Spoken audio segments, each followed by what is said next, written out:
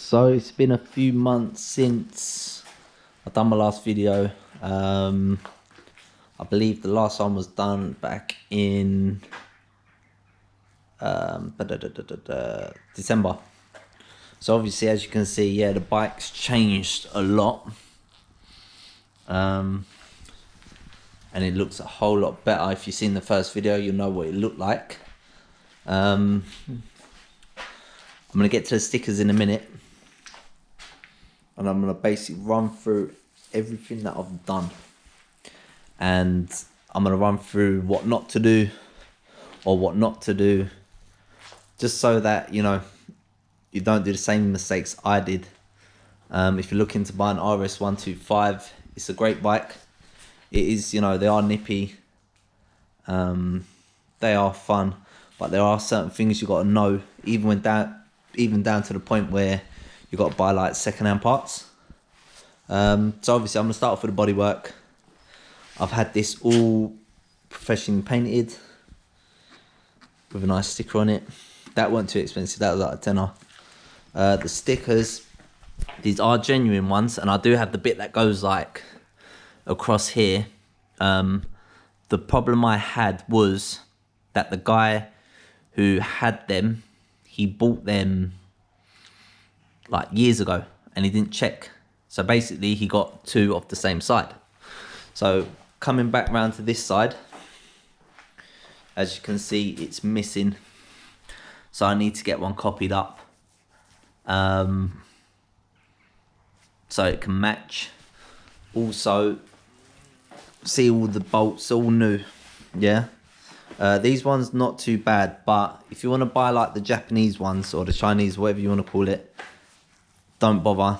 Do buy a better set. They do fit, but they don't fit properly, if that makes sense. Yes, it has tidied the bike up, but in all fairness, I did have to use some of the old bolts that I had, just because the new ones were a pain. Fork dust seals have been done. This job out of 5, I'd give it a 3, providing that you could get the bike up easily. This job isn't too bad, in all fairness. Can be a bit tricky filling the oil and not spilling it when you lock it together at the top. But other than that, it's not a bad job. This is the original one that come with the bike. I still am looking for a nice, like genuine one with a good sticker on it, but it hasn't come up yet. Same with the back tail. I am looking for one. Right, I bought an Arrow exhaust. As you can see, the bracket's missing, right? So what I thought was that this is the original one. This one would fit, and this is what I got told it would fit. So I've had to make, like, as you can see, some sort of adjustment, and it will fit. But there's no point buying one second-hand if it hasn't got this, really, because what you'll be doing is more or less be paying the same money. You can get these for about 20 quid.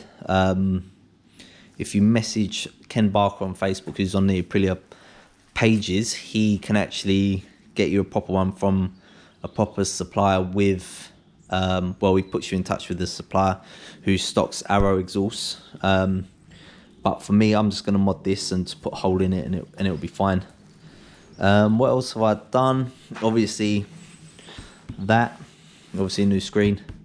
I got that for about 20 quid, so that was quite a bargain. The paintwork didn't cost me too much, in all fairness. My guy V sorted it out for me. Wheel bearings. Let me have a look. Wheel bearings, as you can see, still got the Clio. No one's got any love for that. Wheel bearings, I might have chucked them. Wheel bearings. Right, wheel bearings. I haven't got any, yeah, of the old ones, but again, it's a very simple job. I do recommend, yeah, getting, I think it was like 13 or something, put a long bolt in there, get your mate to lift it up at the back, and then just plop it on like stands and that, and it'll be fine. And you can just raise the back up. Taking the wheel off isn't too hard, yeah. So if you get a bit of heat, when you hit the bearing, it'll just fall out. It's a bit easier. then just keep whacking it, because these are aluminium, so the metal does stretch. So it's not really the best way of doing it, if I'm honest. But again, that's about 3 out of 5. Again, with the front, it's a bit more tricky to do. What I'd done is I literally took everything off and then supported it from the underneath, from like the top yoke, from like right under here, and lifted it up. And yeah, you know, it was a hairy moment for a few days while I sorted everything out, but you know, it done the job. Chain, again, not the hardest thing to do as well. You can see that it's got a nice slack on it. This is brand new. This was about 30 quid. Brand new. It's a JT 4017 heavy duty setup. Again, not hard to do. Make sure you obviously clean it and it's always well lubed. What else have I found? Obviously 2-stroke, yeah. 2 strokes, as much as, you know, they do go well and whatnot, and they are fun to work on, they're not the hardest thing. They can be a bit of a pain in the ass. What I say is, if your 2 strokes working and it's working well, just leave it alone, because as soon as you play with it, it can just all of a sudden not want to work. Yeah. So my recommendation that I got told as well is just leave it alone, man. Like, it's running and it's running all right, just leave it. 2 strokes, obviously they work differently on different days. So on a hot day they'll be cold, like a bit slower. On a cold day, you know, they'll be better. But if you're just having problems, just leave it. It'll work the next day. Yeah. What else? That's it really. I mean, it's for my first bike. I am quite happy with the way it come out, what I've learnt. Let's see if, oh no, the battery's a bit flat, so it won't start. Nice heavy bike compared to, say, the newer 125s, if I'm honest. But yeah, you know, don't be put off by buying one. But what I will say is, if you can go and look at it, look at what you're getting into. Because I bought this blind, I didn't really know what I was getting into, but I accepted that. But if you got the opportunity to look at one, just make sure you can have a good look at it. You know, everything adds up on bikes, so the cost of them can go from £500 all the way up to 2-3 grand, depending on what kind of restoration you want to do. With this one, the guy did look after it. Obviously, he done the engine beforehand, which helped a lot. That can save you £500-600 and whatnot.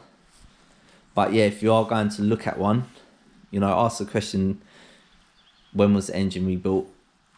You know, because if you're owning a 2-stroke, you will be,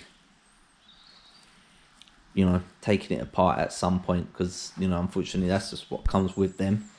But other than that, I wouldn't say not buy one. I would say, you know, if you want one, they're a great bike to learn. I might be repeating myself, but I just want to make it clear that I'm not saying don't buy one. Yeah.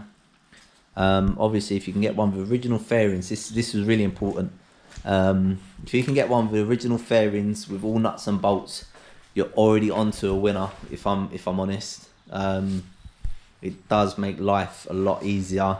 Sticker kits, you can get the cheap ones for about 60 quid, but like I said, it will literally all add up.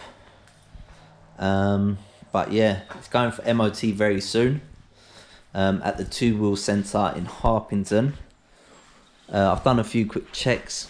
Everything works, such as the lights. The lights work, the horn works. The tyres are good. The chain obviously is brand new. The brakes work. Yeah, you know, it's a good all-round bike, and I'm sure it will pass. Because I've done a few bits and pieces. Yeah, you know, I bought a 400 FZR 400. Keep a lookout for that video. I have been a bit slapdash, but if you like obviously what you see and you want to see more, obviously hit the button. I don't need to tell you what to do. It's all over. You know, if you like the video, like it. If you like the channel, subscribe.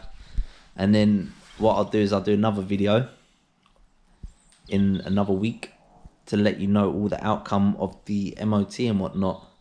Thanks for watching.